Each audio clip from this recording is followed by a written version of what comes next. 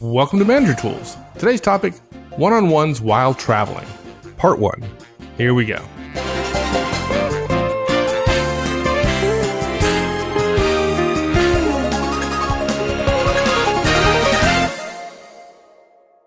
All right, dude. Everybody tells us they can't do one-on-ones while traveling.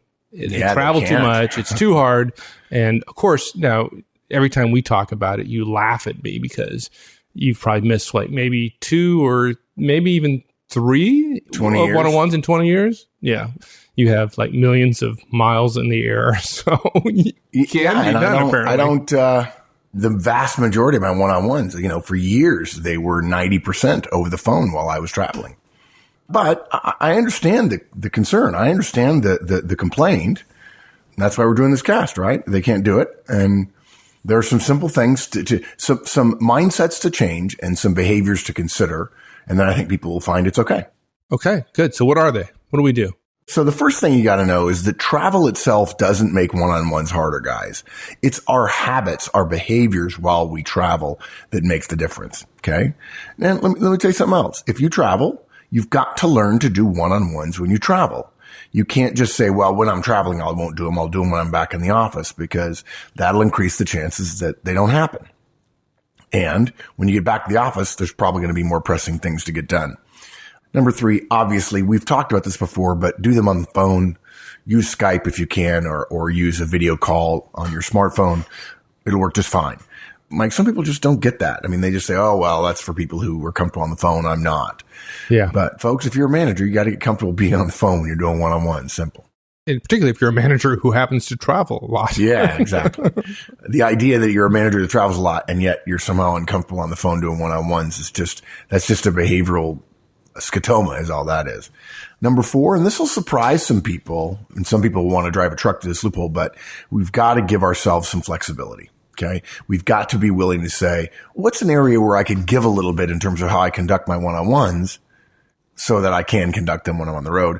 And the last place is, I'm just going to suggest some places and times that I've done them, and I know other managers have done them, that work just fine, that don't tend to immediately jump out at people, partially because of the way we travel.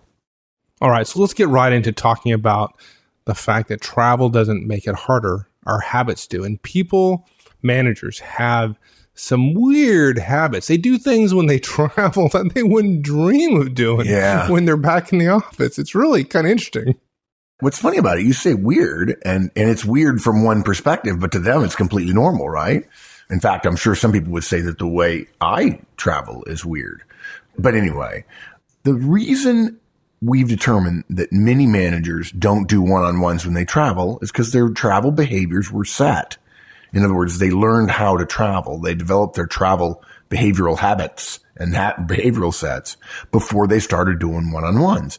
And one-on-ones, in terms of fitting into someone's travel schedule, just can't break through their existing habits. Look, travel is so much different than coming home after work that all of us tend to adopt our own travel habits. And frankly, many of us, when talking to people and observing people, and we'll give you some examples, many of us are pretty jealous of our alone time when we travel. We know many managers who go to bars for a drink after work only when they're on the road. They wouldn't dream of doing it at home because they have a family at home. Yeah, exactly. We know, and we see lots of managers who watch more television and more television movies, and certainly more pay-per-view movies in their hotel rooms on the road than they ever would do at home. And they're still, quote unquote, away from work, but they're behaving in completely different behaviors. We know plenty of managers who get to the airport an hour and a half before their flight, and they leave plenty of time for a 30-minute phone call, but they wouldn't even think about doing it. Frankly, it's been our extensive experience that one-on-ones are not harder on the road. But many of us make them harder by handling our schedules just differently, right? It's our experience here that most managers who are traveling have more time on the road than they might have back at the office. There are less interruptions. There are less sudden changes and so on. But they simply manage their time differently on the road than they would at the office. And they haven't learned that there's probably all kinds of dead time. They just don't see it that way. Yeah, well, give me some examples, because I think folks might be asking, like, how do we draw our conclusions? Because it seems like we're indicting managers here. So yeah, 5 years ago I might have done that. I'm trying not to now. But this is all stuff that I've talked. I think almost all these I've mentioned before. And look, folks, if you disagree with these, if you're not seeing this, send me a note and tell us, right, that no, that's not your experience. But I have a lot of experience traveling. I think it's reasonable.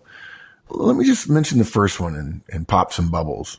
Managers on airplanes playing solitaire during a daytime flight. I mean, are you kidding me? And by the way, I just said solitaire. I didn't say Angry Birds.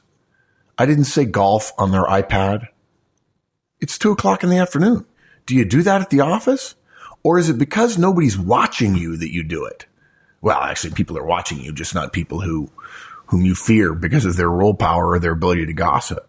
And look, guys, I'm not saying it's morally wrong or anything. I'm just saying that if you're going to tell me I don't have time on the road because my schedule's so busy, and then I see you doing solitaire on the airplane, I'm like, well, no, you're not that busy. Next, professionals on planes watching movies on their company-provided laptops or on their company-provided iPads or their home iPads. I see lots of movies. Managers at a bar at the airport at 4:00 on a Thursday afternoon. If you don't know it, folks, a lot of people fly home Thursday night or Friday noon. And the bars aren't busy noon on Tuesday, but they're busy noon on Friday and 4:00 Thursday. Again, something that I don't think, I see a lot of wedding rings in that bar, meaning people have someone to go home to. And I don't think bars are bad places. I just think, you probably wouldn't do that at home. And it's not about the alcohol. It's about the time you have to do it. Managers at a hotel bar at 11 p.m. on a weeknight, talking to other folks who are traveling and not about work. And look, guys, I'm not saying there's anything salacious going on, but I'm also saying there's not any work going on. Managers reading a fiction book at 11 a.m. on a domestic flight. Managers expressing tiredness at 7 p.m. at night to avoid having a meeting about the day's work so they can go back to their hotel rooms alone. And by the way, I wrote this cast on the flight home from Atlanta. Right now, in first class, I wrote this last night. There is not a single person other than me working on the flight that I'm on. In first class, there are 16 people up here. Right now, during the middle of the day, 7 of 16 people, this is on a different flight, 7 of 16 people in first class are sleeping. They all, were on red eye, right? That's why they were sleeping. No, yeah, that's what people say. Oh, you've got to be sensitive to people on red eyes. Really? From Dallas to San Antonio? No, they weren't on a red eye to Dallas, guys. That's okay. No, they weren't. I'm just trying to help here. Yeah. And by the way, they wouldn't be connecting to a red eye that the flight took off from Dallas at 2:00. Right? That's not, yeah. Yeah, just trying. I know. Yeah. Managers not doing any work on a return flight that arrives back at their home airport at 4 p.m.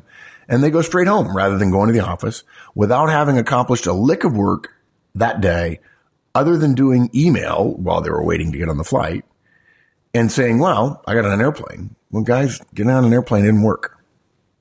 It's necessary if you're not at home, but it's not work. And I feel terrible now. I realize after you cued me that people might not like it, I realized, boy, that was a long list. And guys, I'm not saying any of you do all those things, and I don't mean to indict you at all. I'm just saying I see enough of that a lot of people do it. It can't just be a few. I don't travel nearly as much as you, but I see it all the time as well, right? I mean, Sometimes I'm sitting there and being interrupted by the person next to me because I'm trying to get work done and they want to chat or whatever. Right. So we don't try to get into people's heads too much around here, but why do you think managers specifically, do this when they're on the road? What are they thinking, you think, that causes them to do these kind of things? Because they wouldn't be watching a movie at 2 p.m. in the office on their iPad, even if they had it with them, right? So why do they do it, you think? I think many managers have to admit that when they go on the road, they feel it's an imposition on their family. It's a job-specific additional duty that's a bit of a burden, and they think that there's some liberties they can take relative to their schedule to get back some of that time that they're losing for themselves because they're spending nights away from home. I don't think it's malicious. I think it's more benign, but I think it's real. I think many people I talk to who are on the road, they think differently about their time on the road. They have different habits on the road. And those habits are more about one's personal time and the lack of office structure and the lack of oversight than they are about saying to themselves, okay, I can't be home.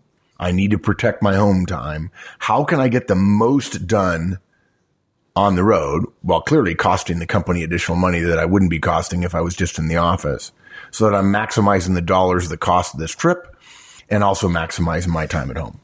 I think that's where I would recommend people be. And yet my sense is a lot of people aren't there. And I'm not suggesting you go from being the devil to a saint. I'm suggesting we all ought to rethink how we travel and how much time might be available and how you can get more done. And then when you go to work the next day, maybe on a Friday, if you fly home Thursday, you'll realize, I got my one-on-ones done and I got those emails done. I got caught up here and there and there. And then Friday, you can say, I'm going to go home at 4:00. Not everybody can do that. I know plenty of you that can't. And I know it bugs you that people can, but because you don't have to stay until 7:00 on Friday night after a week on the road. Right. Well, we probably surprised a lot of people by changing the fundamental assumption regarding time and travel above, right? I mean, most managers think of business trips as impositions, and so they're to be pushed back against with one's need for time for oneself. We're saying professionals behave a little bit differently, and they must do one-on-ones when they travel.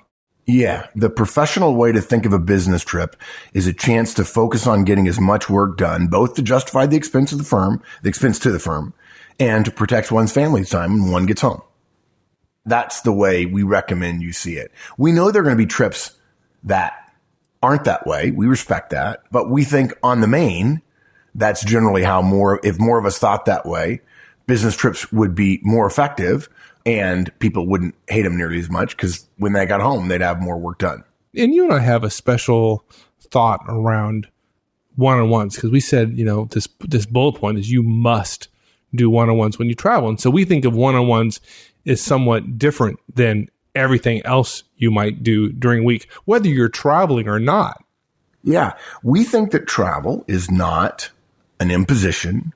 I mean, look, we certainly respect the people that travel as much as I do, and we think you've got a special burden and it's harder for you to manage the work-family balance, and we've done nothing but support that. We don't recommend people look for opportunities to travel away from their families. The family has to come first. But if you're a manager and you think of yourself as a professional, you really can draw only one conclusion about business trips and about being a manager and the importance of having a relationship with your folks. And that is you must do one-on-ones when you travel because one-on-ones are the most important meetings you have as managers. And travel isn't so hard that it justifies not having our most important meetings. There are some things that travel can displace, but travel doesn't get to displace everything. And if we don't do one-on-ones, but we do email when we travel, what we're saying is email is more important than one-on-ones. Yeah. It's kind of like swimming, right? You can go jump in the ocean and go swimming, but you still have to breathe, right? While you're swimming, it's probably the most important thing you're doing just at that point. Is keep breathing, right? As much as you like the water. And you might do something different in the water than you do on land. You still have to keep breathing. And one-on-ones for managers, it's like breathing. It's the thing. It's the thing you got to keep coming back to is the relationships with your folks. And you have to do those, whether you're in the water or not. Yeah. Saying it a little bit differently, canceling one-on-ones because I'm traveling is basically saying that anything can justify canceling a one-on-one. And if that's true, then one-on-ones can't be our most important meeting. And look, guys, if you don't think one-on-ones are that important, then you don't need to listen to this cast because all this cast is about is trying to help you figure out how to get them done while you're on the road. Some people don't, and we respect that. We disagree with you, but we respect your right to say, no, I don't manage that way. Now, look, guys, to be clear, we're not saying here that if you're traveling in a given week, you should still do one-on-ones that week, but just do them when you're back in the office because, of course, we recommend one-on-ones weekly. That's the periodicity. Okay, but that's interesting, though. So just to be clear, you're saying if one is traveling, let's say you're traveling Tuesday through Wednesday or Thursday, right? You're not saying, hey, you got to do them that week, so do them on Friday or do them on Monday when you might not normally do them. You're saying do them while you're traveling. If your one-on-one is on a Tuesday, you try to do it on a Tuesday. So why is that? Yeah. Well, first of all, because we can show you, and we've already given you some indication that maybe it's your behaviors that your habits that are keeping you from doing one-on-ones. And it's not the travel. It's not travel itself. It's the habits we engage in. And if we can deconstruct our habits, then we can free up all kinds of times when you could do them. And we'll talk about doing them on the phone here in a little bit. And you'll discover that a one-on-one on the phone is essentially the same as a face-to-face one-on-one. But there are really two reasons why. First, if your thought is not to do one-on-ones when traveling and you're gone all week, meaning instead of coming home Thursday, you come home Friday and you're thinking, I don't do one-on-ones when I'm traveling, then you're not going to do them that week. Right. So you're increasing the probability that you're not going to do it based upon what your travel schedule looks like that week. Exactly. And let's say I spend a couple of weeks every other month doing a Tuesday, Wednesday round trip. Fly out first thing Tuesday morning, spend all day at the Moline office, and then drive over to the Des Moines office, and then get on a plane Wednesday night, and I'm back home Wednesday night. And I don't do one-on-ones then because, quote, I don't do one-on-ones when I travel. And then suddenly they give me Kansas in addition to Iowa. And so now I got to go to Kansas City, and I got to go to Leavenworth, or I got to go to Manhattan. Sorry. And by the way, Manhattan's in Kansas, guys. There's Manhattan in Kansas. It's called the Little Apple. And suddenly now I'm gone all day Thursday and half day Friday.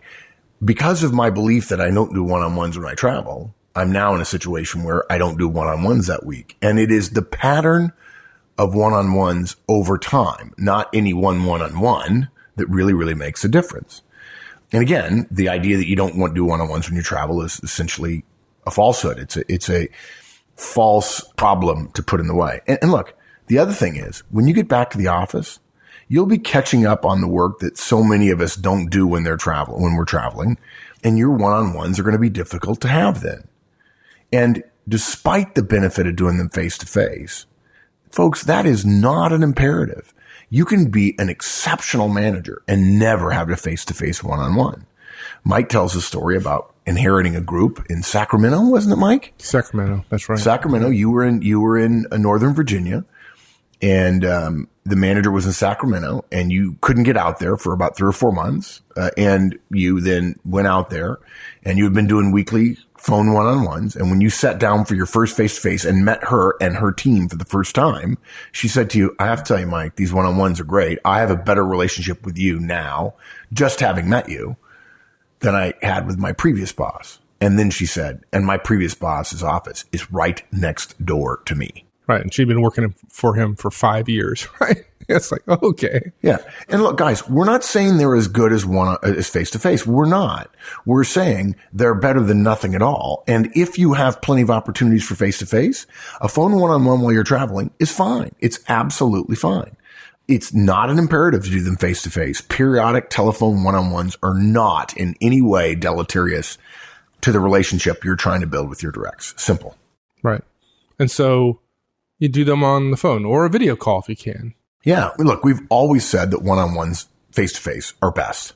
We show at conference, we draw a graph of if you're not doing any one-on-ones at all, then the value of one-on-ones to you is 0. And then if you're doing face-to-face one-on-ones, we set that as a standard and we say, okay, a face-to-face one-on-one, because face-to-face communication is almost always the best form of communication.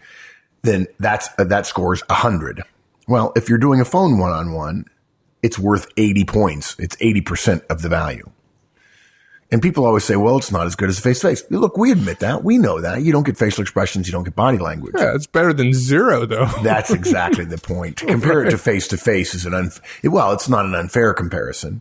It suggests that because it's not as good, it's not any good at all. That makes it a digital decision. Either it's on or it's off. And there are very few things that are truly digital. Most things are analog in that there's a scale. Right. Well, let's just not go home to work because I know every day I go to work, I sit down at the desk and go to work, that I'm not going to score 100 on my effectiveness. Yeah, that's right. You're going to make a mistake. I'm not going to be perfect. Don't even go. So let's not go. Let's just not go to work if we can't be perfect. But wait, if we're going to do that, Mike, if we do that though, can we still get paid? That'd be good. I'd like that a lot. I don't know. I'd like that a lot. I would. Well, I really would. I don't know if you continue to go out and talk to people. We can, and I'm sitting on my butt sleeping in bed. You can stay home. Don't go to work. I'll keep going out on the road. No, I don't know. Once a week, I got to get up and issue invoices or something. I guess. And speaking of people we meet, we'll bury this shout out in the middle of this cast. But I actually just returned from Charlotte, North Carolina. We are working with the Daimler Trucks North America facility in Mount Holly and also in Fort Mill, South Carolina, and also some people in Gastonia. And the plant manager there is a gentleman by the name of Mark Hernandez. Mark is Naval Academy class of 88. You said he was a really good guy, though. You said he was good. I can't believe, he's Navy. Oh. Yeah, because we knew Mark would be listening, I've been talking slower today, just for Mark. Mark is a Navy nuclear power officer, former soccer player at the Academy, and just a great guy. And we're honored, Mark, that you're allowing us to help you build that organization, and you guys are doing well, and we hope to continue to maintain that relationship. And it's an honor to work for a Navy guy. I got to tell you that. It was just a treat to work with your folks and to see how much they enjoy working there. I never thought I'd hear you say that, dude, but I can also say, go Army, beat Navy. So a phone conversation, it's a score of 80. How about Skype? Skype and video. Yeah, it's Skype or video. You get up to about 90. You really do. Yeah, that's pretty darn close. I hesitated to do the Skype stuff, but now I love it. I really love it. So yeah, theoretically, you could argue it's best to have, quote unquote, best to have one-on-ones when in the office. But what that does, dude, is that implies that the 10 to 20% increase in the value is worth the rescheduling. In other words, you'll only have them when you're there. And that one-on-one that goes from 80% value to 100% value is valuable enough to the entire relationship to always justify going for the 100%. And I think that's pretty specious reasoning. Any given one-on-one is not that critical.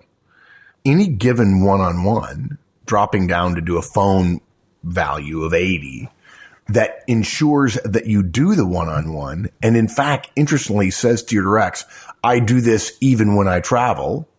I actually think it's the smarter way to do it. We know it's the smarter way to do it. We've done them both ways. And managers who try to cram everything in on Friday end up not having them, send a message to everybody, one-on-ones are important, but not as important as my travel. And those directs who travel a little bit know that there is some dead time if they analyzed it. And that's why we're doing this cast. Thanks, everyone. Take your questions, come to discussion forums, and talk with all the great people that are there ready to help you on any problem you have. It's really a great community, and I think you'll enjoy it immensely. www.manager-tools.com/forums. We'll see you there.